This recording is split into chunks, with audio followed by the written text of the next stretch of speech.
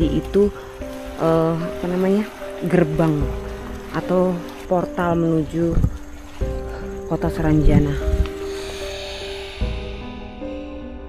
Pak, kota Saranjana itu bener ada nggak sih? Karena kita masih penasaran gitu. Bener, ada, tapi hanya orang-orang terpilih yang bisa melihat. Nah, di situ ada goa kecil dan itu dipercayai sama warga sana itu adalah portal menuju ke kota Saranjana. Ada orang tamu seperti kita yang datang itu hilang dan nggak ketemu sampai sekarang. Di kota Saranjana itu? Di kota Saranjana itu ada 7 orang.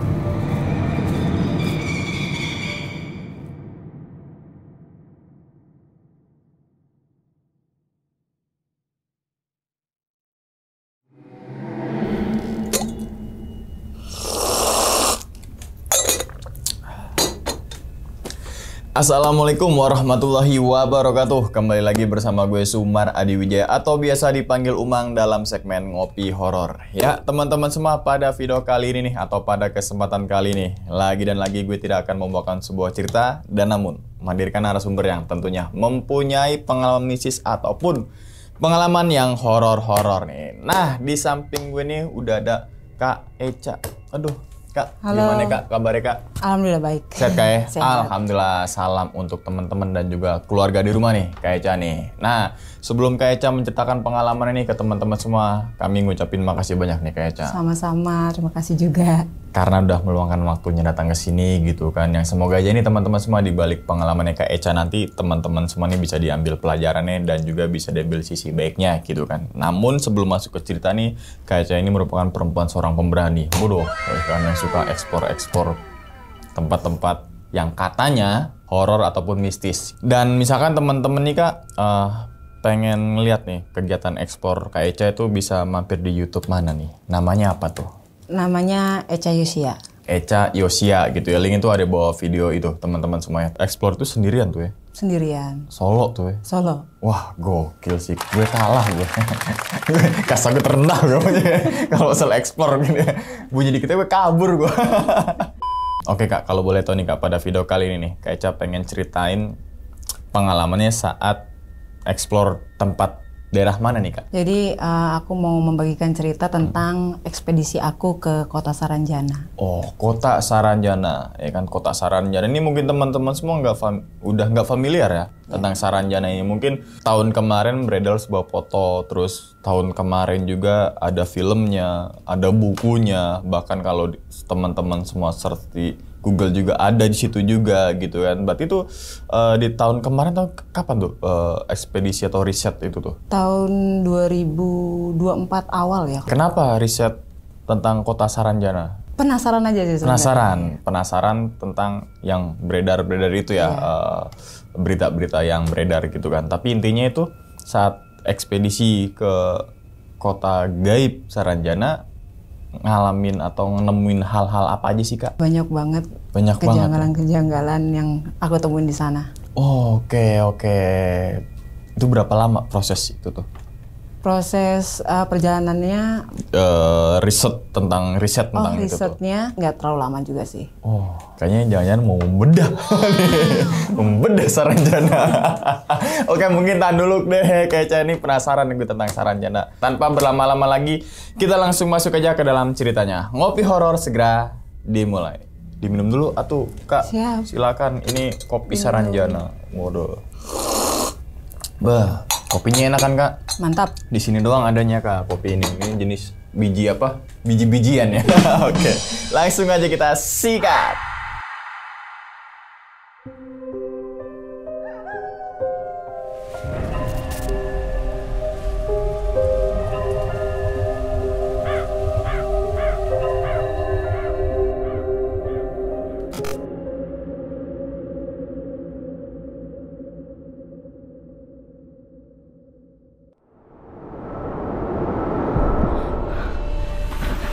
Akbar, Allah Akbar, Allah Akbar. Tuh kan, aku kalau udah takut kayak gitu teman-teman ya. Astagfirullahaladzim, astagfirullahaladzim, astagfirullahaladzim, astagfirullahaladzim. Niat saya baik. Astagfirullahaladzim, astagfirullahaladzim.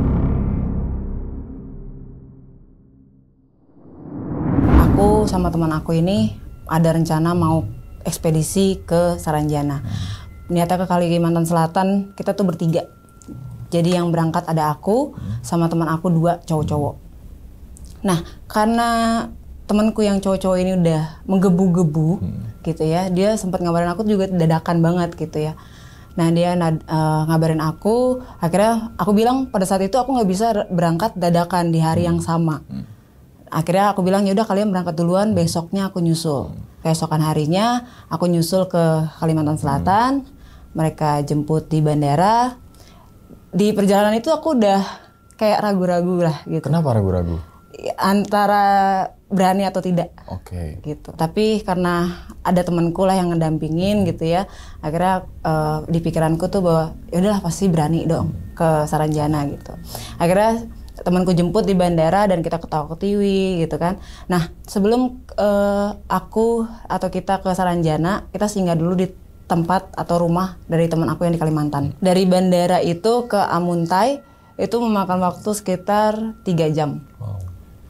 Nah, di situ kata teman aku, udah kalian istirahat dulu aja karena kan kalian baru sampai kemarin dan Echa juga baru sampai hari ini. Kalian istirahat aja dulu. Nanti besok aku ajak keliling-keliling Amuntai dulu. Okay. Nah, akhirnya kita istirahat seperti biasa dan keesokan harinya kita eksplorasi ke rumah-rumah atau rumah sakit terbengkalai di daerah Amuntai. Okay. Akhirnya karena udah kita telusuri nih semua Amuntai dari kuburan, rumah sakit, tempat-tempat kosong, rumah angker. Akhirnya kita mikir nih, udah tanggal segini nih gitu kan. Kayaknya kita harus ke kota Saranjana deh sekarang gitu. Terus kebetulan teman aku yang dari Kalimantan ini dia mau ke Balikpapan. Akhirnya teman aku bilang, gue nggak bisa nganter ya, kata dia bilang gitu. Kalian nanti mau pindah kemana dari sini? Akhirnya teman aku yang cowok bilang, oh tenang aja ada om gue kok di Martapura. Nanti paling kita pindah ke sana. Oh ya udah, tapi hati-hati ya kata teman aku yang di Kalimantan Selatan itu. Hati-hati ya kalau ke Saranjana karena treknya itu parah, hancur dan jauh banget gitu. Kalian harus sedia makanan, minuman, pokoknya jangan sampai kekurangan lah. Ya udah tenang aja, nanti kita persiapan itu sebelum pergi. Kita memutuskan di hari keempat lah setelah kita nginep di rumah teman aku itu.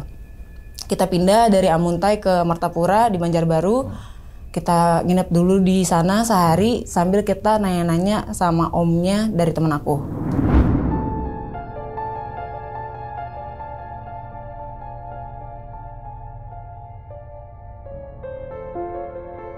Akhirnya kita sampai di Banjarbaru, kita ngobrol lah sama si omnya. Kalian kesini ngapain kata omnya gitu. Ini om mau ekspedisi ke Saranjana. Terus serius kalian yakin itu jauh loh? Dia gitu. Yakin, udah menggebu-gebu banget nih gitu, penasaran sama cerita-cerita yang beredar. Gitu. Akhirnya omnya ngasih nasihat lah. Kalian hati-hati kalau ke sana. Terus kalian mau naik apa ke sana? Perlengkapan kalian udah lengkap belum, kayak P3K atau enggak uang kayak gitu-gitu. Akhirnya teman aku yang menjelaskan, udah kok kita udah siap gitu. Dari segi uang, P3K, baju dan lain-lain udah siap. Kita kan bawa koper yang gede-gede banget kan. Ya udah kalau memang kalian memaksakan diri untuk pergi ke Saranjana silahkan, tapi hati-hati. Nanti kalau misalkan mau pulang ke sini lagi kata omnya. Kalian sekarang kalian istirahat aja dulu. Besok kan kalian mau ke Saranjana. Nah akhirnya kita nginep lah di rumah omnya itu sambil kita cek rute. Cek rute kita sempat cerita-cerita dulu lah. Yakin nggak kita nih ke Saranjana? Soalnya kan ngajak aku perempuan. Udah gitu posisinya, mohon maaf sebelumnya ya, aku dalam posisi yang lagi haid. Udah gitu kan kalau misalkan lagi haid gitu, ekspedisi ke hutan, nanti di sana gimana gitu. Karena kan kita belum tahu situasi di sana seperti apa. Kata temen aku, udahlah tenang aja, pokoknya pasti di sana ada rumah penduduk lah yang bisa kita singgahi buat istirahat atau misalkan kalau kayak Echa mau siap-siap atau beres-beres gitu.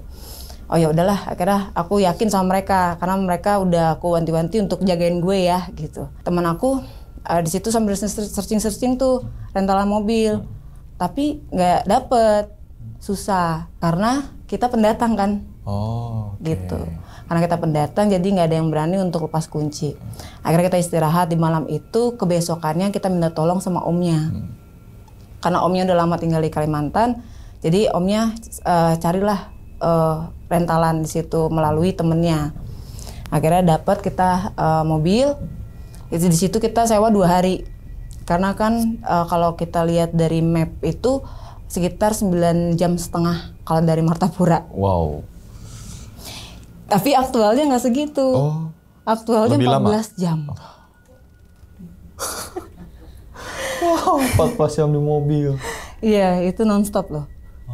Kita hanya berhenti, hanya isi BBM sama ke toilet aja. Karena kita dapat mobil, akhirnya jam 6 sore itu mobil datang ke rumah om. Jam 6 sore mobil itu datang, akhirnya kita berkemas lah. Di situ omnya ngebantuin juga, bawain barang-barang kita ke mobil. Terus sampai kayak kalau kata orang tua tuh hati-hati ya Nduk gitu. Hati-hati ya, diwanti-wanti lah seperti itu, diingatkan lagi gitu. Iya siap om gitu, tenang, pokoknya kita pergi selamat, pulang selamat.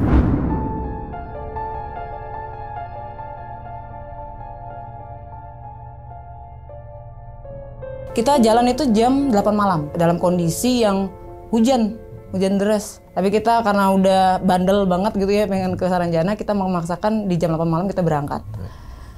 Akhirnya kita jalan ke arah Kota Baru ya. Karena temanku ini yang satunya nggak bisa naik mobil, cuman aku sama temanku yang satu lagi. Aku bilang sama temanku ini supir cuman ada 2 nih. Kalau nggak gue ya lu gitu. Terus kuat nggak lu gitu kan? Aku yang ngeyakinin dia dulu gitu. Kuat, tenang, ini udah impian gue pokoknya, kata gitu, ke Saranjana gitu. Tenang pokoknya sepanjang perjalanan ini gue yang bawa, kata dia gitu. Akhirnya ya udahlah, aku percayalah. Karena memang aku juga agak ragu nih sama dia ya. Masa iya sih ibaratnya seantusias itu bisa mengalahkan rasa ngantuk lu gitu kan.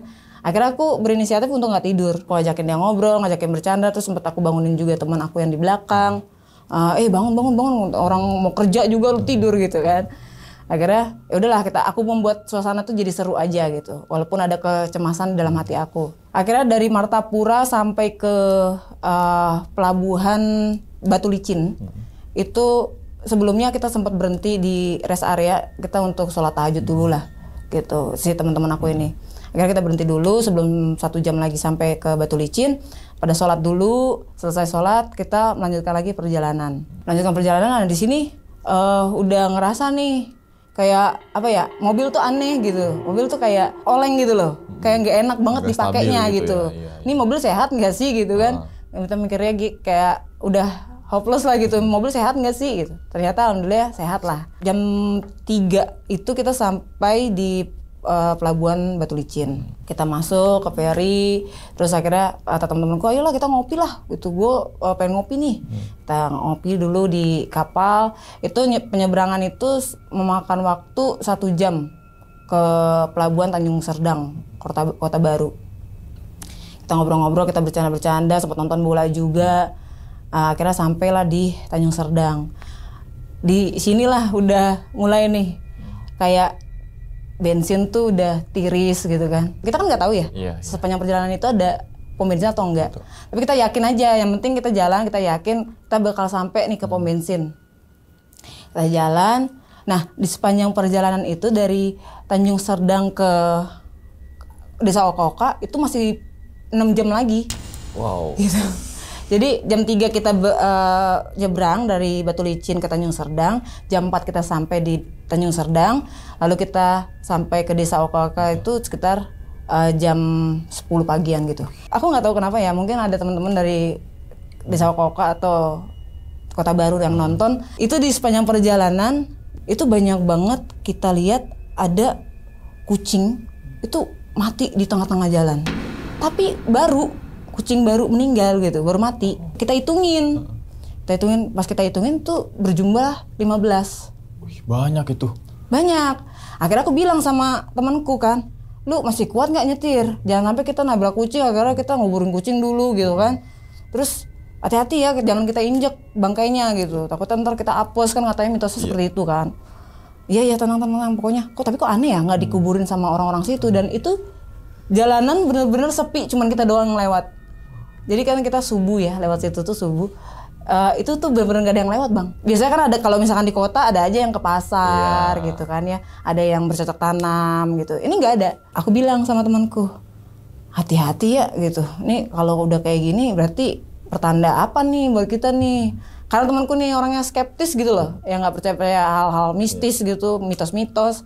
Udah tenang aja gitu. Pokoknya tenang aja, berpikiran positif aja, kata dia bilang gitu. Terus aku sambil ngeliatin ituan bensin kan, aduh udah tiris lagi, di mana ya, aku sambil mapping. Akhirnya jam 7:30 pagi kita ketemu sama satu rest area kecil gitu. Jadi ada rest area nih di situ, kita berhenti dulu yuk katanya, sekalian isi bensin, sekalian sarapan. Nah kita turun, ternyata kan SPBU-nya belum buka, 7:30 baru buka tuh jam 8 pagi. Akhirnya kita makan dulu lah di situ. Nah sambil kita nungguin itu buka, kita makan, kita ajak ngobrol bawa bapak yang penjaga warung, namanya Pak Koma. Pak Koma ini kita tanya-tanya lah, Pak kita mau ke Saranjana gitu, Bapak percaya nggak ada kota Saranjana? Ya saya percaya, tadi gitu, saya lahir di sini kok, masa saya nggak percaya? Saya pernah kok lihat kota itu, kata dia gitu. Kita tanya dong, apa yang bapak lihat di sana? Kota mewah, modern daripada yang dunia nyata gitu. Kira-kira ada nggak bapak ngalamin kejadian-kejadian hal mistis? Kita tanyain kayak gitu kan. Terus dia bilang, dulu pernah ada yang nganter rotan sama mobil mewah ke sana. Nah sama kasusnya seperti kalian, kehabisan bensin, berhentilah di sini, di SPBU ini. Karena kan memang ini SPBU-nya satu-satunya. Seperti biasa, sama seperti kalian, makan, sarapan, sambil dia nanya, memastikan alamat tersebut. Dia bawa apa pak? Dia bawa rotan sama mobil katanya. Terus pas bapak tahu dia mau nganter mobil atau rotan itu, bapak jawab apa? Saya bilang di sana nggak ada kota gitu, cuman kota goib ada, cuman kota yang benernya nggak ada gitu. Mau ngapain kalian ke sana gitu? Terus abis itu si bapak itu bilang, kalian dapat orderan dari mana nih? Mungkin orang iseng kali. Tapi si drivernya itu kasih unjuk invoice pembelian dan alamatnya itu di kota Saranjana. Gitu. Dan si bapak itu kejadian tahun 1970 katanya. Dan akhirnya dari situ kita makin tertarik nih untuk ekspedisi ke sana. Wah ternyata kisahnya bener gitu kan. Terus akhirnya saya tanya sama dia, bapak waktu melihat kota Saranjana, kok bapak bisa balik ke sini? Bisa. Kalau orang-orang yang terpilih itu katanya bisa datang, bisa balik. Oke. Ada juga yang pakai ritual, kata dia gitu. Kalau mau masuk ke kota goib. Jadi ada ritual tertentu. Kata dia bilang, kalau kalian mau masuk ke kota Saranjana, kalian nanti ketemu sama kuncennya aja di sana. Kalian ritual di sana, biar kalian tuh bisa lihat kota Saranjana. Enggak lah pak, kita cuman ekspedisi biasa aja kok, pengen lihat situasinya aja seperti apa. Cuman hati-hati, kata dia bilang gitu. Hati-hati, kalau ke sana kalian tamu harus ada yang dampingin, jangan kalian sendiri. Itu pesan Pak Koma seperti itu sama kita. Iya pak, nanti kita minta antar sama kepala desa atau RT setempat lah untuk nganterin kita ekspedisi ke sana. Pom bensin udah buka, kita isi bensin, lalu kita berpamitan sama Pak Koma, Pak nanti kalau pulang misalkan saya kesini lagi nggak apa-apa kan pak, ngobrol-ngobrol? Iya nggak apa-apa, kata dia gitu. Hati-hati ya katanya. Akhirnya kita lanjutin tuh dari rest area itu ke desa Oka-Oka, memakan waktu 1,5 jam.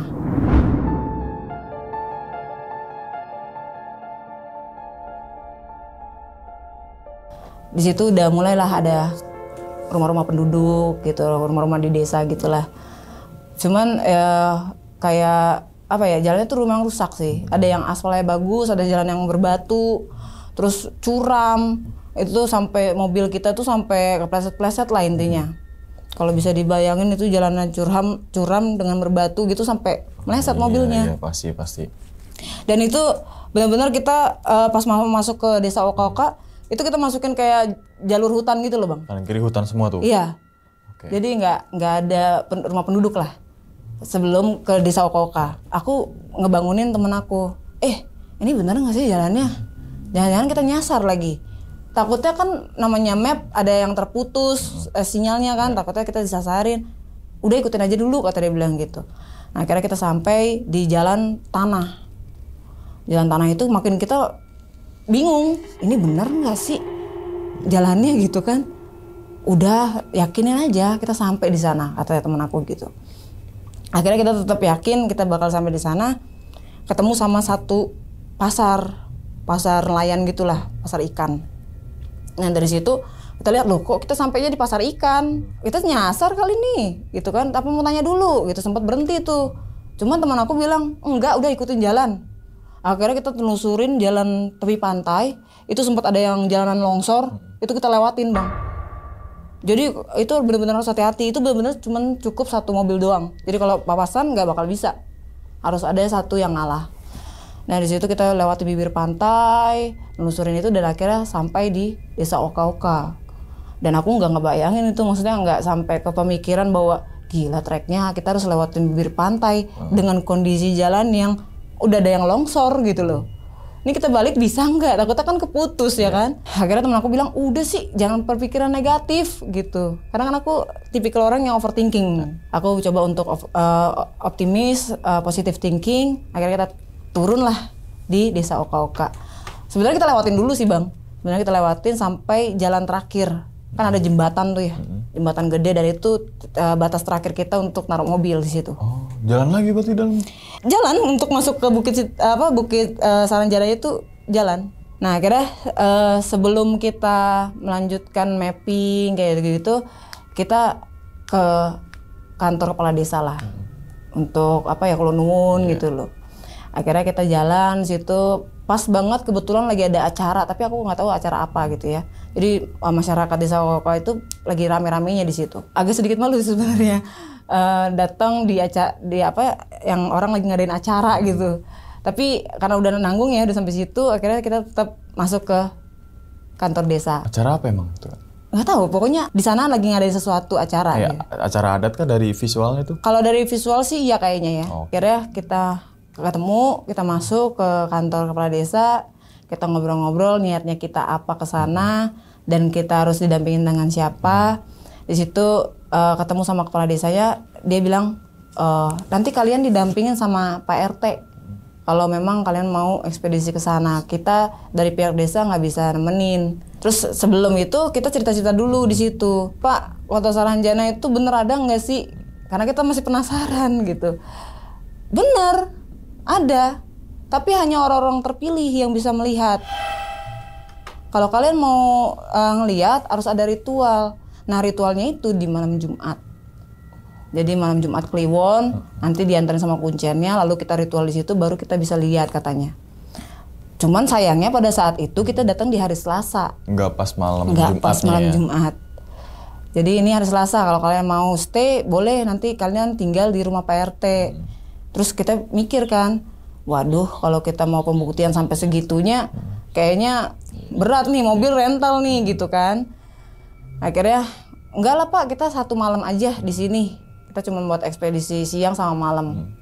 Akhirnya kita cari tahu lah, Pak kenapa orang-orang pada nyebutin itu Saranjana. Memang dulunya memang ada katanya. Penglihatan orang-orang di sana itu memang ada. Dan pernah ada juga yang sampai nikah sama orang Saranjana. Dan dari hal-hal bisa dibilang, mohon maaf ya kalau misalkan saya salah ya, mistisnya tuh ada. Jadi kayak ada orang tamu seperti kita yang datang itu hilang dan nggak ketemu sampai sekarang. Di Kota Saranjana itu? Di Kota Saranjana. Jadi ada yang datang ke kita, main ke sana, nggak pulang, nggak balik. Itu ada 7 orang yang nggak balik sampai saat ini. Itu informasi yang aku dapat dari kepala desa. Kalian harus hati-hati, kalian harus ada yang dampingin karena saya nggak mau sampai terjadi lagi orang-orang yang hilang seperti itu. Akhirnya, iya Pak, siapa? Terus apa lagi Pak kira-kira yang pantangan untuk kita sebut-sebut atau apa gitu. Terus dia bilang, nggak boleh pakai baju kuning. Saranjana. Oh iya, kuning. Iya. Kenapa Pak baju kuning gitu? Karena orang Saranjana itu, dia kan kerajaannya. kerajaan di sana, dan kebanyakan masyarakatnya di sana itu memakai baju kuning. Jadi kalau kita orang awam di dunia nyata pakai baju kuning ke sana, katanya orang Saranjana itu bakal menganggap kita sebagai rakyatnya. Gitu. Jadi akan diambil, ngapain kamu di situ? Kamu balik ke sini gitu. Oke. Nanti kalau ke sana didampingin sama Pak RT, kalian harus ada ritual dulu. Jadi kayak penumpang itulah di sana. Nanti ritualnya nanti ditanyain aja sama Ibu Haji Sania selaku juru kunci di sana. Ibu Sania itu selain juru kunci apa gimana gitu kan, kita cari tahu lah sampai sedetail itu. Nah jadi Ibu Haji Sania ini informasinya pernah diajak nikah sama orang Saranjana.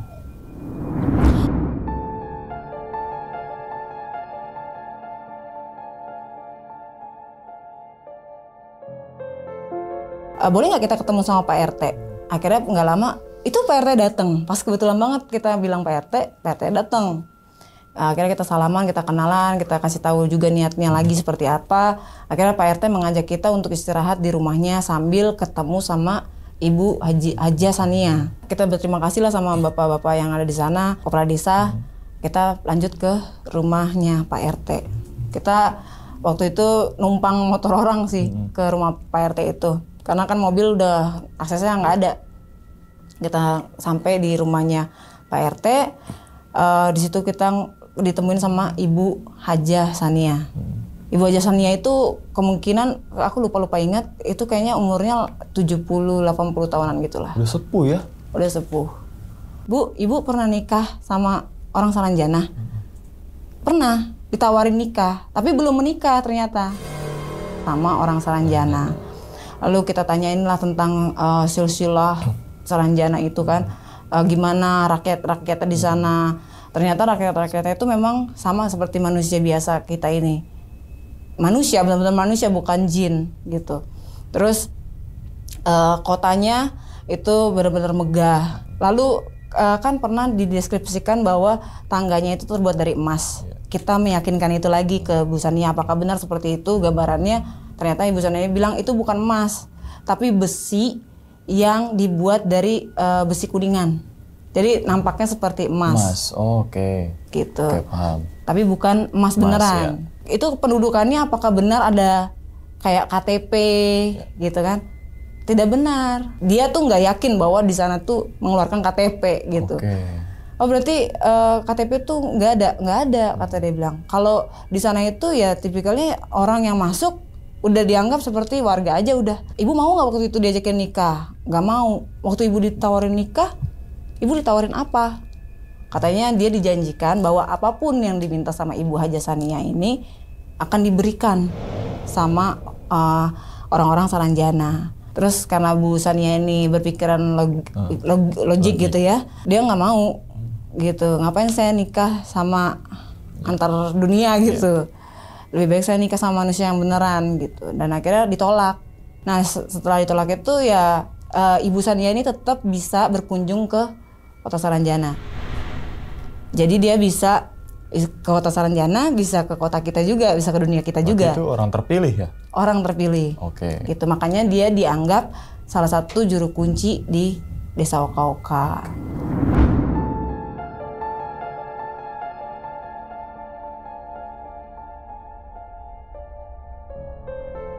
Akhirnya di situ kita bilang, Bu, kita mau ke Saranjana, boleh ke sana nanti disediain sesuatu sesajen lah. Dibawain sesajen nanti yang naruh Pak RT. Saya nggak bisa dampingin, kata dia bilang gitu. Dia takutnya dia yang kebawa ke sana. Akhirnya oh iya nggak apa-apa Bu, nanti Ibu juga capek karena kan udah sepuh ya.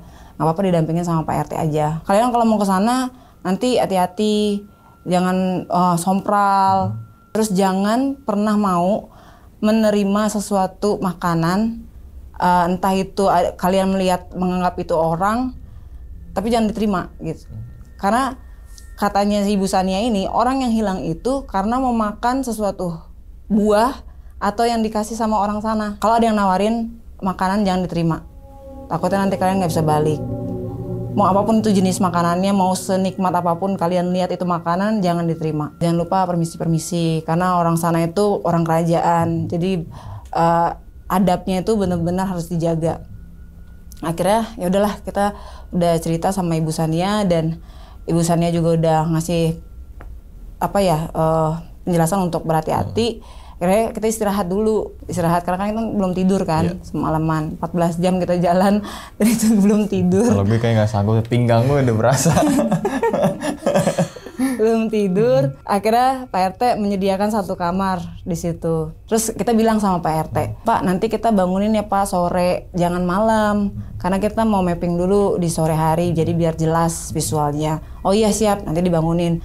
Nah kita tidur, jam 2 siang itu dibangunin sama Pak RT. Pak RT bilang bangun. Katanya nanti kalau misalkan jam 4 sore air pasang. Karena treknya tuh memang harus lewat bibir pantai, benar-benar harus lewat jalur pasir. Akhirnya kita bangunlah di situ kan, niatin badan gitu walaupun masih ngantuk gitu ya Bang ya. Akhirnya kita jalan lah di situ. Nah di situ karena memang trek mobil nggak bisa, jadi Pak RT ini ngajak saudaranya 2 orang untuk pakai motornya mereka juga. Jadi kita 3 motor ke sana.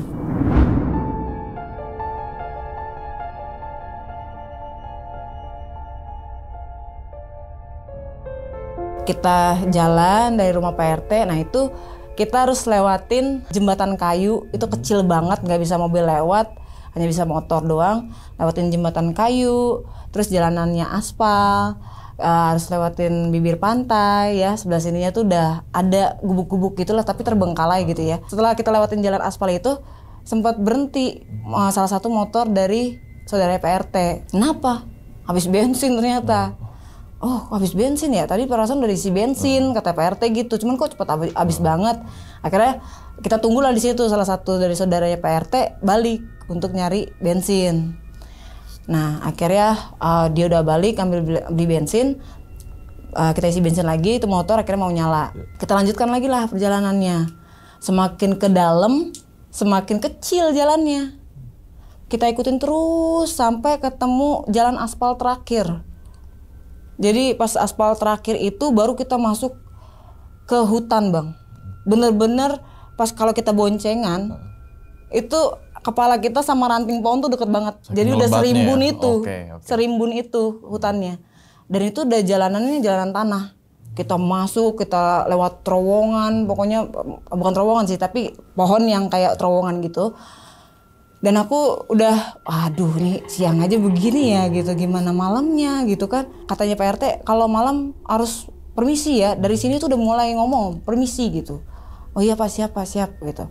Akhirnya kita terus jalan lewatin hutan-hutan itu. Sampailah kita di ujung jalan Bang. Dan itu akses terakhir untuk kita taruh motor. Selebihnya udah kita harus jalan kaki. Itu kita taruh motor di situ, kita jalan kaki sekitar 200 sampai 300 meteran ke depan. Dan itu kita jalannya ngelewatin pasir.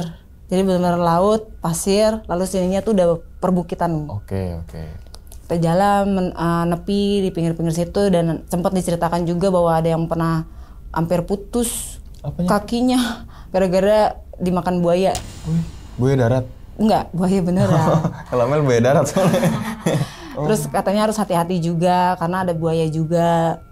Ada buaya juga, terus akhirnya sampai pernah ada yang mau putus, tapi akhirnya selamat gitu kan. Dikasih unjuk lah sama Pak RT, itu jalan jauh banget Bang, jauh banget tapi tertata gitu treknya. Dan itu jaraknya nggak terlalu jauh lah, mungkin dari pas parkiran tempat kita taruh motor ke situ mungkin 100 meter. Kita harus ngelewatin karang-karang merah, batu karang yang merah gitu. Jadi benar-benar kita agak ke air sedikit lah. Nah di situ ada goa kecil, dan itu dipercayai sama warga sana itu adalah portal menuju ke Kota Saranjana. Jadi kalau misalkan kayak kita mau berkunjung ke sana, kita bisa melewati atau ritual di salah satu goa yang ada di situ. Jadi ada 3 goanya. Itu terserah mau ritual di goa mana aja? Terserah. Tapi yang lebih safety, yang nggak kena air itu ada yang di paling ujung. Dekat bukit tebing gitulah. Dikasih unjuk yang pertama, terus dikasih unjuk yang kedua, sampai yang terakhir. Itu treknya bener-bener kalian lewat sini ya. Jangan merubah trek yang siang. Pak RT tuh ngejelasin di sini tuh tiap malam Jumat ada yang ritual gitu. Ritual aku nggak dengar jelas ritualnya apa, tapi kalau yang paling jelas itu adalah ini gerbang kalau kalian mau masuk ke Saranjana. Tapi kalau tiap malam Jumat, malam Selasa, apa ya sih namanya tuh kalau Jawa itu Selasa apa Legi, ya? Pon, Wage. Ya itulah pokoknya ya. Pokoknya Selasa itu biasanya ada yang ritual di sana. Gitu, di goa yang terakhir. Makanya di sana itu tebing, terus di bawahnya tuh kayak ada apa ya? Alas gitu lah. Ada alas, ada tali kayak tali tambang gitu.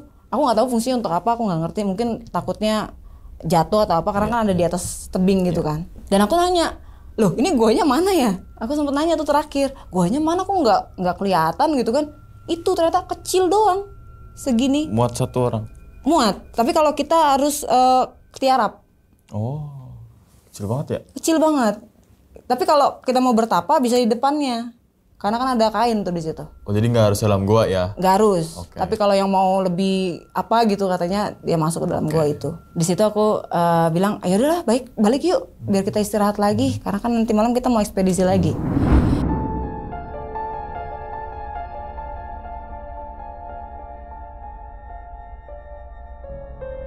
Pas balik nggak ada kendala sama sekali sih. Kita sampailah di rumahnya Pak RT. Di rumah Pak RT itu kita disediain makan, disediain minum, baik banget lah pokoknya. Akhirnya dari situ kita istirahat jam 6 lah. Jam 6 tuh kita tidur, padahal kan waktu maghrib nggak boleh tidur ya. Tapi karena kita udah capek banget, akhirnya kita mutusin untuk tidur lah gitu, biar kita fresh gitu. Nah akhirnya kita titip pesan lagi sama Pak RT. Pak RT tolongin ya, nanti bangunin jam 9 biar kita bisa prepare ke sana. Akhirnya jam 9 malam tank dibangunin sama Pak RT. Akhirnya di situ kita prepare dulu barang-barang, apa yang kita mau bawa, siapin baterai, pastikan semua baterai aman, kamera. Kita berangkat dari rumah Pak RT itu jam 10 atau setengah 11-an malam. Kita boncengan lagi bertiga naik motor. Kita lewatin jalan yang tadi lagi ya, jembatan, aspal. Nah di jalan aspal itu bang, jadi posisinya teman aku di depan, aku di tengah, temanku yang satu lagi di belakang. Aku boncengan sama Pak RT. Pada saat aku ngelewatin jalan aspal itu ada ular, kayak ular weling, tapi aku nggak tahu ya itu ular weling atau bukan. Tapi putih gitu loh bang, ngelintas, ngelewatin motor Pak RT itu hampir jatuh. Dan Pak RT tuh bilang sama kita, sama aku gitu ya, astagfirullah kata dia bilang gitu. Kenapa ada begini ya kata dia bilang gitu, apa jangan-jangan kita nggak dikasih lanjutin. Cuman temanku lost yang satu, dan temanku yang di belakang nanya, kenapa kalian hampir jatuh? Tadi ada ular lewat, emang kalian ngeliat? Mereka nggak ngeliat. Oh paham. Jadi cuman aku sama Pak RT yang ngeliat ular itu, dan itu hampir benar-benar mau jatuh dari motor. Pak RT tuh kan baunya agak kenceng ya karena biar mempersingkat waktu lah.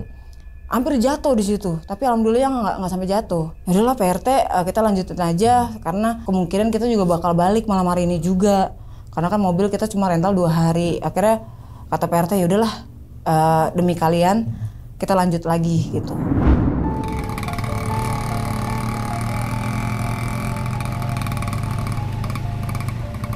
Di sini aja.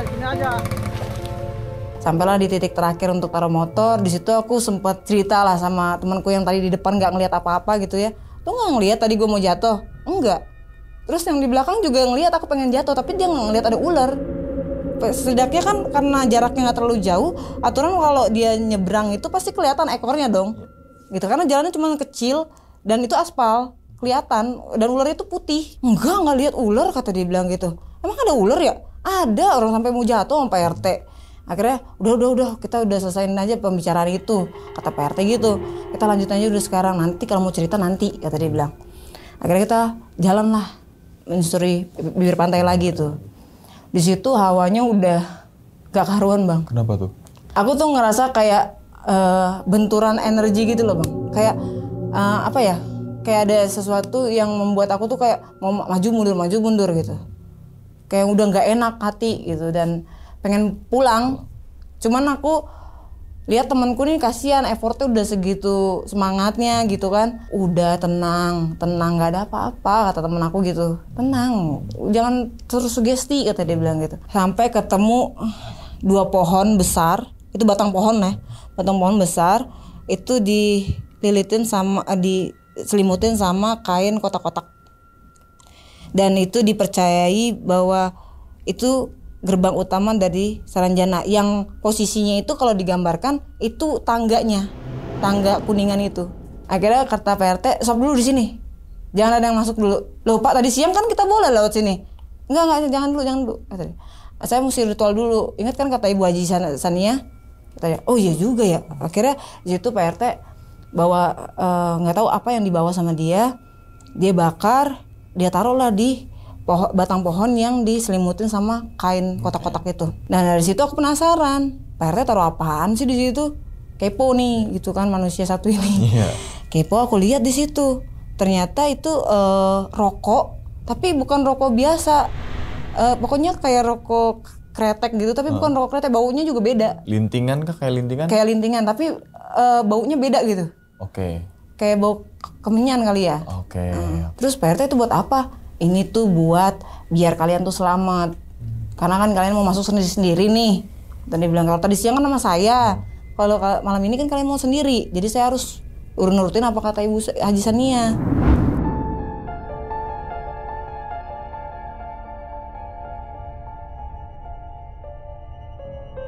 Kata Pak RT, ini siapa duluan nih yang mau explore? Akhirnya temanku yang bewok itu dia duluan tuh. Dia jalan ke situ, jangan lupa ya numpang-numpang. Sampai dikasih tahu, sampai bahasa sana. Bilangnya tabe. Akhirnya temanku duluan tuh si bewok. Jalan duluan, ada sekitar 45 menit lah. Dia menelusuri itu. Dia menelusuri itu, akhirnya balik. Aku tanya ke dia, ketemu nggak goanya di malam hari? Ketemu, cuman gue sempet kayak kesasar. Nyari kesana kesini. Sempat tapi ketemu, tiga-tiganya ketemu. Oke. Nah dari situ aku bilang, oh berarti kemungkinan besar ya gue juga bakal ketemu nih. Nggak akan sesulit kubayangkan gitu loh. Nah akhirnya aku yang kedua. Nah temanku ini, satunya bawa baju. Bajunya warnanya kuning. Dia sengaja bawa baju itu dan pakai baju kuning itu untuk memecahkan mitos yang ada di Saranjana. Lu yakin bang mau mecahin mitos? Yakin lu gitu kan, nanti lu nggak bisa balik gimana? Udah tenang, malah ini justru pembuktian bahwa bener nggak tuh mitos itu. Sampai Pak RT aja sampai geleng-geleng kepala gitu, maksudnya ini orang bangor banget sih gitu kan kasih tahu. Cuman udah di ibaratnya Pak RT ini udah apa ya? Udah memberi apa ya, ngasih izin lah gitu. Yang penting saya udah numpang-numpang udah ngasih sesajen di situ, mudah-mudahan aman kata Pak RT gitu. Tapi aku di situ bilang gini, bang kalau lu hilang gimana? Gitu. Yang bawa mobil cuma aku doang loh. Temenku yang bewok itu nggak bisa bawa mobil. Udah tenang, ntar gue balik pasti. Udah lu duluan ke sana jalan. Ntar dulu, gue nggak yakin nih pokoknya nih. Masalahnya gue mikir jalan pulang nanti pas pulang nggak ada lu gimana, hilang di Saranjana apa yang gue mesti bilang sama keluarga lu gitu kan. Udah tenang, pokoknya tenang aja, tenang. Aku di situ benar-benar tenangin diri dulu, tarik nafas dulu, benar-benar memberanikan diri gitu ya. Lanjutlah aku eksplorasi ke sana. Di itu apa namanya, gerbang atau portal menuju kota Saranjana.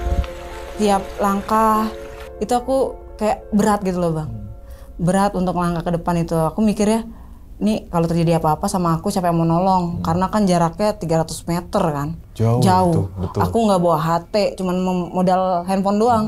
Dan di situ sinyalnya kembang kempis. Udah pokoknya apapun yang terjadi, kalau ada apa-apa aku lari. Akhirnya aku maju jalan gitu. Dan di situ tuh hawanya bener-bener beda bang. Aku tuh kayak dibutain gitu loh bang. Maksudnya? Dibutain tuh maksudnya aku nggak jalan di rute yang perasaan aku nih. Tadi siang survei itu ya? Perasaan aku lewat jalan yang tadi siang. Tapi kok nggak nyampe ke gua yang pertama. Padahal kan jaraknya cuma 100 meter. Aku sampai linglung di situ. Aku sampai nengok-nengok ke kiri. Bener nggak ini ya jalannya gitu. Dan di sela-sela aku mencari rute itu, di belakangku itu berasa banget ada yang ngikutin. Kalau kita diikutin sama orang kan berasa ya bang ya. Instingnya tuh kuat gitu. Sampai aku tuh nengok ke belakang gitu, mastiin diri siapa sih yang ngikutin gue nih. Itu karena akhirnya aku lihat nggak ada siapa-siapa. Nah, semakin aku masuk ke hutan-hutan, aku lihat sekeliling, sebelah kiriku kan bukit ya, Bukit Saranjana. Sebelah kananku tuh udah pantai. Aku lihat di sekeliling bukit-bukit itu, aku lihat bukit sih, cuman nggak tahu kenapa kayak rame gitu loh bang, kayak pasar, kayak ada aktivitas orang. Ini siapa sih? Ada orang hutan atau apa gitu di sana gitu ya? Kok kayak ada aktivitas orang gitu? Nah di situ aku udah mulai takut.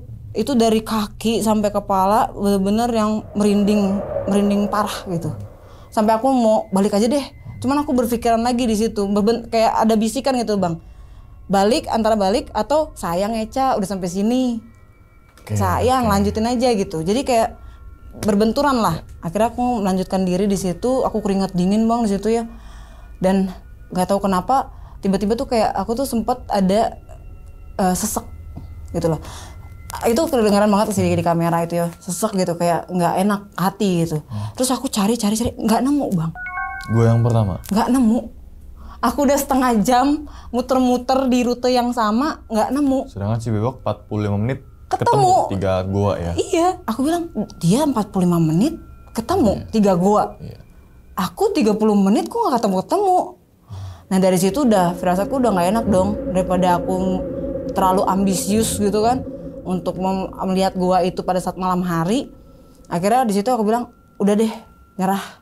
Mungkin aku nggak dikasih izin kali ya untuk ngelihat, dan mungkin aku juga salah rute nih. Oh iya, bisa jadi gitu. ya. Dalam hati aku tuh yakin bahwa ini rute yang tadi siang, nggak mungkin beda gitu. Karena aku ngelewatinnya kan pinggir pantai, nggak masuk ke hutan. Masuk ke hutan itu kalau kita udah ngelewatin gua yang pertama. Akhirnya di situ aku balik nyerah. Situ aku karena udah ketakutan banget ya Bang ya. Pas aku balik itu tuh aku ngelihat kayak ada sosok putih berdiri di sela-sela pohon, itu kayak ngadep ke aku, ngeliatin gitu. Dan aku sempat ngeyakinin ke arah sosok putih itu. Aku ngeliat jelas itu ada, tapi pas di kamera nggak ada. Sepanjang aku jalan itu tuh kayak banyak banget oh gitu. Tapi bukan suara binatang Bang, beda kayak suara manusia. Astagfirullahaladzim, sampai kaget-kagetan sendirilah. Sampai aku tuh bilang gitu ya, sampai spontan gitu aku ngomong, permisi ya, maaf ya, saya di sini niatnya baik, tidak bermaksud yang aneh-aneh. Mohon maaf ya, saya mau pulang gitu. Sampai aku mau nangis, tapi aku tahan gitu ya. Akhirnya dari situ aku udah ketakutan banget kan. Aku jalan terus, aku lihat di situ senterku habis baterainya. Bahkan senterku itu Bang, kalau dipakai buat eksplorasi biasa, itu bisa dipakai ke 2 atau 3 lokasi rumah ya. Oke. Bisa dipakai untuk 3 rumah. Tapi itu satu baterai nggak cukup buat durasi 30 menit. Dan di situ aku udah berpikiran, aku keinget sama apa yang pernah aku baca bahwa hantu itu katanya bisa menyerap energi dari kamera ataupun baterai. Dan di situ aku makin takut. Dan aku bilang kan di kamera itu, ini baterai kalau habis mati total, aku nggak tahu jalan pulang. Di situ aku udah berserah, udah pasrah, sampai aku sempat ngomong di video tuh, aku bilang, udah pasrah lah. Dan akhirnya alhamdulillahnya cukup Bang. Dan itu aku pakai tambahan lightingku juga habis. Yang buat aku facecam itu juga habis. Dan akhirnya alhamdulillahnya sampailah ke gerbang yang 2 pohon besar itu.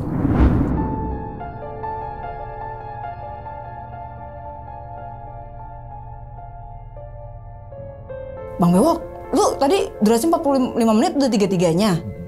Udah, kok gue gak nemu ya? Gue bilang gitu, gue 30 menit loh jalan tapi gak nemu. Kata PRT, kamu salah jalan kali. Enggak Pak, saya ikutin rute yang tadi siang. Cuma saya gak nemu. Dilihat dong, di preview. Iya. Itu, jalannya benar. Cuma sama aku gak nemu. Yang di laut sama Bewok juga? Iya. Oke. Sama, tapi aku gak ketemu. Jadi bener-bener kayak dibutain gitu loh. Iya. Nah dari situ aku udah bilang sama temanku yang pakai baju kuning terakhir ini, gua udah dapet kayak gini, nggak dikasih izin untuk ngeliat di malam hari. Lu yakin tetap mau pakai baju kuning? Yakin lah gue, kata dia bilang gitu. Ya udahlah, silakan aja kalau misalkan yakin mah gitu kan. Gue udah nyerah lah di sini. Anggaplah gue nih gagal, gitu. Biarinlah kalian yang berhasil untuk mencari gua itu di malam hari. Akhirnya jalanlah dia, jalan. Happy gitu dia, happy. Udah 1 jam lebih nggak balik-balik. Di situ kita lihat waktu kan. Pak RT juga udah cemas. Teman kamu kok lama banget ya di dalam, kok nggak keluar-keluar. Terus aku sama si Bewok ini langsung berpikiran, lah iya udah 1 jam lebih loh, udah 1 jam 15 menit. Dia nggak keluar-keluar. Apa kita cari aja yuk kesana yuk. Takutnya ini orang hilang. Dan di situ tuh Pak RT, ayo kita cari, kata Bang Bewok ini. Dia bilang jangan. Takutnya dia masih nge-shoot video, nanti akhirnya bentrokan sama kita, dia bilang gitu. Tungguin aja dulu setengah jam. Kalau setengah jam lagi nggak balik, baru kita cari. Di situ kita tuh udah dak-dikduk, udah kepikiran kemana-mana. Sampai akhirnya kita bikin behind the scene Bang, di kameranya Bewok. Guys, ini si Davi nih memecahkan mitos pakai baju kuning. Udah 1 jam 15 menit dia nggak balik-balik. Dan kita tuh dan di kamera bewok tuh ngesut Pak RT juga. Pak RT nih kalau teman saya nggak balik gimana? Sampai mau diadain ritual gitu. Kalau teman kamu nggak balik, kita ngadain ritual. Akhirnya dari situ udah panik, udah bikin behind the scene. Jadi kalau ada apa-apa ada bukti gitu ya. Akhirnya kita tunggu, setengah jam kemudian datang dia. Dengan wajah yang agak linglung gitu loh bang. Anjir kata dia bilang gitu. Gue nyasar. Kata dia bilang gitu, makanya gue gak keluar-keluar. Gue disasarin di hutan, kata dia bilang gitu. Ah serius lu? Iya, makanya gue bisa lama kayak gini. Ternyata dia nyasar bang. Nyasar kayak dia tuh jalan balik sesuai dengan rutenya dia. Tapi dia tuh kayak belok ke sana, belok ke sini. Sampai akhirnya gak nyampe-nyampe. Ya. Dari situ kata Pak RT, udah ceritanya nanti aja. Kita pulang dulu. Nah pas pulang ini bang. Ini kejanggalan yang menurut aku kayaknya kita benar-benar mau diambil ke Saranjana gitu ya, mikirku gitu ya, pikiran kotorku gitu. Kita lewatin hutan, masuklah kita ke jalan aspal yang aku lihat ada ular. Nah di situ satu motor yang diboncengin sama si Bang Bewok, roda ban belakangnya nggak bisa muter. Dan kita yang belakangnya langsung berhenti di situ. Kenapa bang? Nggak bisa muter ban gue? Masa sih? Sampai kita giniin pakai jari nggak mau, ngikat. Tapi kita lihat posisi dari rem itu nggak nempel bang. Oke. Itu nggak nempel. Dan di situ udah petir ya, mau hujan. Wah jangan-jangan kita nggak boleh pulang di Saranjana nih gitu. Pak RT marah. Jangan cerita itu di sini. Nanti pas pulang baru cerita. Akhirnya Pak RT inisiatif tuh nyari bambu di gubuk-gubuk yang kosong yang aku ceritain di awal. Dapatlah dia bambu. Potongan bambu itu sekitar semeter lah ya.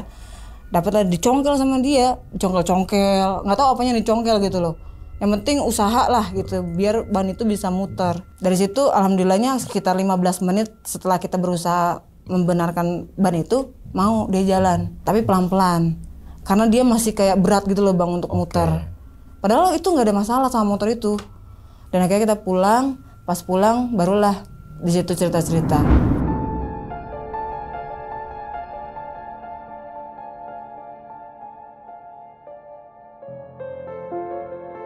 Dan akhirnya pulang di situ tanya Pak RT tuh kalian cuci kaki ya, cuci tangan, cuci muka. Dari situ kita cerita-cerita tentang kejadian yang tadi, cocokologi. Dan akhirnya berpamitan lah bang. Berpamitan sama Pak RT. Pak RT kita pamit ya itu jam 1:30 malam, hampir jam 2 malam lah. Kata Pak RT, kalian yakin mau pulang malam ini? Nggak nginep di sini dulu, besok aja.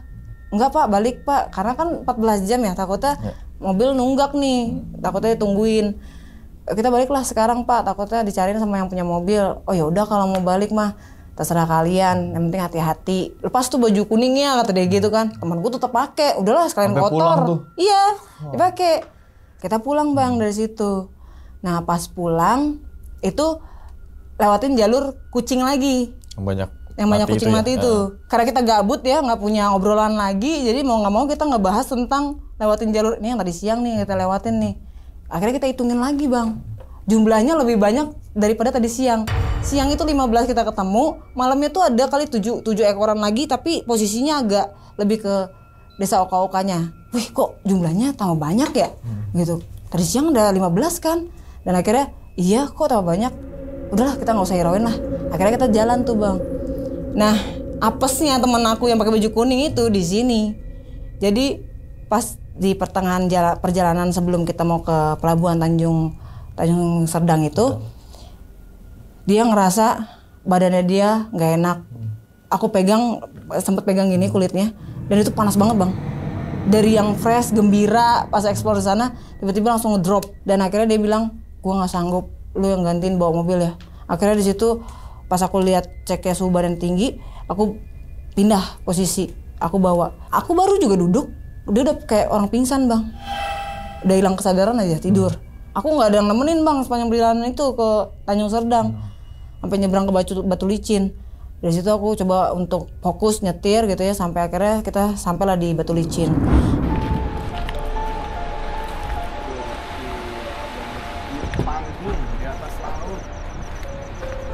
Nah di Batu Licin itu kita sempat berhenti di tukang nasi kuning gitu.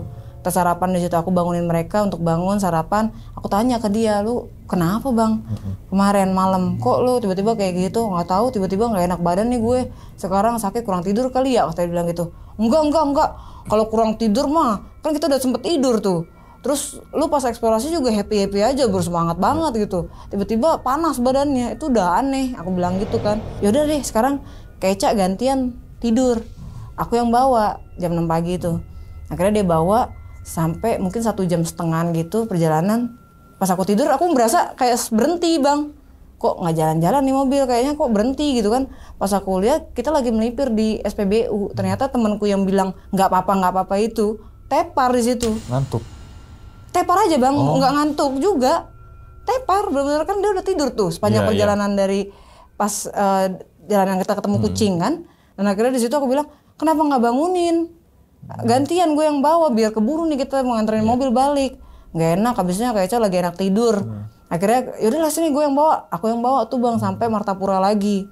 Nah di situ pas kita pulang, bukannya dia doang, aku, Bewok, dia parah 2 hari nggak bangun. Kita sakit semua. Akhirnya kita pesen tiket lah untuk balik pulang karena udah sakit semua gitu, udah nggak enak badan gitu. Dan itu pelajaran yang ekspedisi yang luar biasa sih. Oke, diminum dulu Kak Eca, silakan. Wah gokil juga sih pengalaman Kak Eca nih. Saat itu ekspedisi Saranjana. Wah kalau dunia pendakian kan ekspedisi pendakian ini ya kan, ekspedisi pendakian gunung es apa gitu kan, tapi ini ekspedisi Saranjana nih. Yang pengen gue tanyain gini nih sih Kak, kan emang Kak Eca kesana itu setelah film itu tayang, pembuktian lah ibaratnya kan gitu kan. Tapi sebelum tayang sebenarnya saya udah pernah lihat YouTube teman saya yang dimana dia meriset dan sebagainya, jadi kebayang di tempatnya nih, yang dimana pinggir laut, terus ini batu karang, harus bukit gitu kan, masuknya kan dari pasir-pasir pantai dulu dan sebagainya, jadi punya bayangan gitu kan. Nah di situ kan hanya orang terpilih aja yang bisa masuk dan keluar Saranjana, itu satu jalan tiketnya nih gitu kan, tiket ke Saranjana hanya orang terpilih, kayaknya agak susah juga tuh gitu, tapi bisa nih pakai ritual. Yang gua 1, gua 2, ataupun gua 3. Nah satu lagi tuh Kak, yang masalah kalau ada dikasih makan atau makanan itu bisa ke sana, pasti bisa masuk kan? Masuk tapi nggak bisa keluar. Oh berarti yang free pass itu yang orang terpilih gitu ya? Seralo deh gitu kan? Sama orang ritual. Oh mau orang ritual. Tapi orang yang dapat kasih makan tuh udah deh nggak bisa balik lagi. Nah saat penelusuran atau saat ekspedisi itu, entah itu siang hari ataupun malam hari, Kak Eca sempat nemuin orang yang ngasih makan ke Kak Eca? Enggak, aku hanya ngeliat sosok putih yang di balik pohon itu. Atau mungkin ada bekas-bekas makanan? Aku nggak sih. Tapi yang jelas aku ngeliat sosok putih itu aja sih. Tapi dia nggak nawarin apa-apa, cuman dia kayak di balik pohon itu sambil ngeliatin aku begini. Oh, si Bewok pun juga sama? Bewok nggak ngeliat hantu itu. Nggak ngeliat? Maksudnya nggak ngeliat yang orang ngasih makan atau mungkin ada makanan tiba-tiba? Enggak, gitu. Enggak ada. Kita semua enggak ada. Misalkan ada, dimakan nggak? Enggak. Soalnya kan pembuktian. Mungkin kalau temanku iya. Yang warna kuning. Yang baju kuning.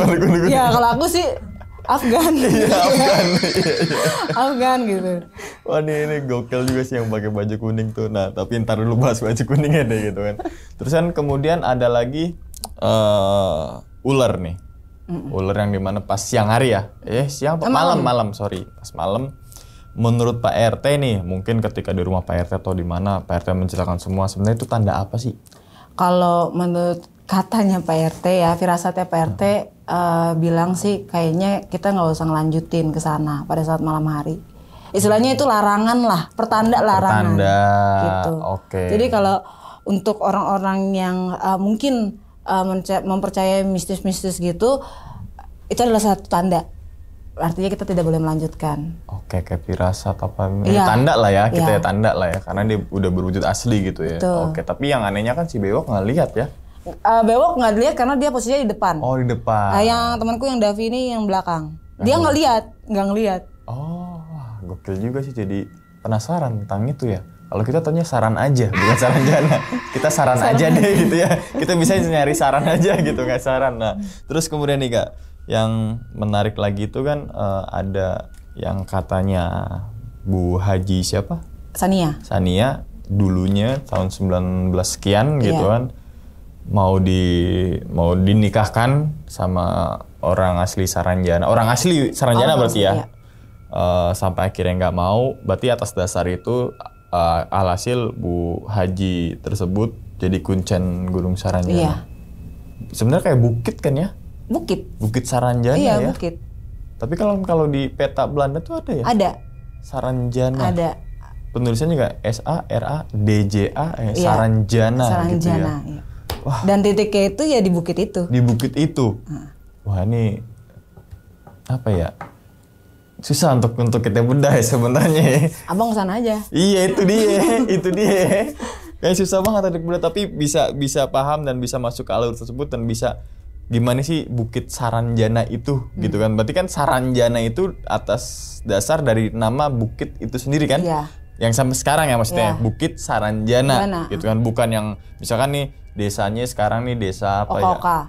Oka-oka gitu kan. Terus Kota Gaib Oka-oka enggak kan? Enggak. Memang Saranjana. Bukit Saranjananya kan. Iya. Misalkan kita ketika Pondok Cabe, Desa Gaib Pondok Cabe gitu kan. Jadi gini Bang, kalau kita buka Google Map, kita carinya Saranjana, itu titiknya di desa Oka-oka, nggak jauh lah dari desa Oka-oka. Kalau kita searchingnya nama desa Saranjana, titiknya di desa Oka-oka. Iya, kalau kita ketik Saranjana. Oh, itu, Saranjana aja. Saranjana aja, itu yang keluar desa Oka-oka. Gitu. Tapi kalau kita buka peta Belanda, titiknya itu ternyata beda. Ini desa Oka-oka, di bukit itu Saranjana. Jadi nggak kedetek sama map sebenarnya. Wah, map sekarang ya. Iya menarik sih gitu. Menarik. Oke, nah terus kemudian nih, Kak Ning baju kuning nih, asik nih.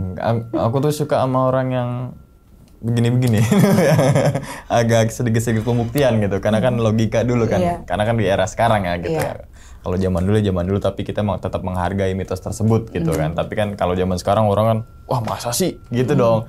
Sama halnya kalau sekarang kan di Gunung Lawu ini. Kita ambil contoh lagi kan Gunung Lawu, pendaki nggak boleh pakai baju warna hijau nanti karena kalau pakai baju warna hijau nanti hilang dan sebagainya. Tapi logika kita main, kenapa pendaki itu nggak boleh pakai baju warna hijau? Karena kan kalau misalnya tersesat nggak gampang ditemuin, warnanya sama daun. Nah, ada apakah di balik di Saranjana itu kenapa nggak boleh warna kuning gitu kan? Aku lupa, sebenarnya ada tuh. Kenapa nggak boleh warna kuning, terus kayak ada unsur-unsur apa ya? Adat atau apalah ya, gitu kan. Dan saat difilmkan juga ada sebuah kain kuning gitu ya. Dan ternyata narasumber aku asli dari Kalimantan yang mungkin teman-teman semua tahu, dia menceritakan semua itu ada kain berwarna kuning. Apa aku lupa mau nyebut tapi takut salah gitu kan, nanti gimana-gimana. Pokoknya teman-teman tuh searching aja deh gitu kan. Tapi ada rasa ingin tahu lagi nggak nih Kak? Ini bukan dalam artian rasa ingin tahu Saranjananya, tapi 3 gua ini dulu deh. Jangan jauh juga Saranjananya deh. Misalkan dalam waktu terdekat atau mungkin next plan pengen kesana lagi, minimal ketemu 3 gua ini gitu. Tidak. Terima kasih. Kenapa? Tapi kalau gue denger kayak menarik gitu. Ya kalau abang yang denger menarik ya. Kalau aku yang ngejalanin jadi takut akunya. Iya. Soalnya kan kayak kita teka-teki ya kan, wah harus begini apa ya, jatuhnya tuh konspirasi itu apa jatuhnya? Konspirasi. Ya. Kalau diberikan suatu kesempatan gitu ya, antara pengen balik atau tidak tuh sebenarnya nggak pengen balik sih. Cuman kalau ada kesempatan tuh untuk pembuktian lagi, bukan untuk menantang ya, tapi untuk penasaran aja, pembuktian gitu, pengen lihat sih kota Saranjana yang goibnya itu ya. Berarti pengen lihat. Bisa ngelihat harus masuk dulu. Iya, kan katanya bisa ritual. Oh iya juga ya. Iya. Ritual kan nanti kita bisa balik lagi. Oh iya. Tapi di saat itu nggak dikasih tahu ritualnya seperti apa ya? Enggak, karena kita nggak ada niatan buat untuk ritual sama, ya. Cuma lihat dari visual dari ya udah adanya begini gitu ya. Nggak ditawarin sih, tapi kan kita datangnya hari Selasa. Pada saat harus itu nunggu 2 hari lagi. Iya. Tapi kan bentrok sama sewa mobil ini gitu kan. Oke. Tapi dari itu semua nih Kak, apa sih hal yang menarik dari Saranjana menurut Kak Echa ini? Ya jadi tahu lah, maksudnya ternyata titik peta Belanda itu benar gitu. Di situ Dan ternyata orang-orang di sana mempercayai bahwa adanya kota Saranjana. Dan ibaratnya gini loh, kita mau tahu Saranjana nih, kita lihat di map, ada nih kota Saranjana. Tapi kalau kita datang ke sana ternyata orang desa sana tidak mempercayai, kan zonk kan berarti kan. Tapi ternyata pas kita ke sana, orang-orang sana memang meyakini bahwa ada di sana. Oke, soalnya ini kan jadi nggak merasa kan zonk. ngobrol sama warga juga ya. Sampai akhirnya kan di jalanan sebelum akhirnya titik desa Saranjana itu kan melewati beberapa rest area, pom bensin dan sebagainya kan. Sempat ngobrol sama warga juga kan. Bahwasanya ya saya percaya dengan Saranjana. Terus kemudian lagi ya saya percaya. Berarti 90% valid lah atas dasar dari warga sekitarnya gitu kan. Tapi kalau untuk lihat visualnya belum tahu. Tapi ada ya kira-kira orang yang pernah kasih terus balik lagi? Ada, ya orang sana. Tapi dia nutup diri kali ya? Mungkin. Kalau dia umbar pasti akan diundang podcast dia. Iya.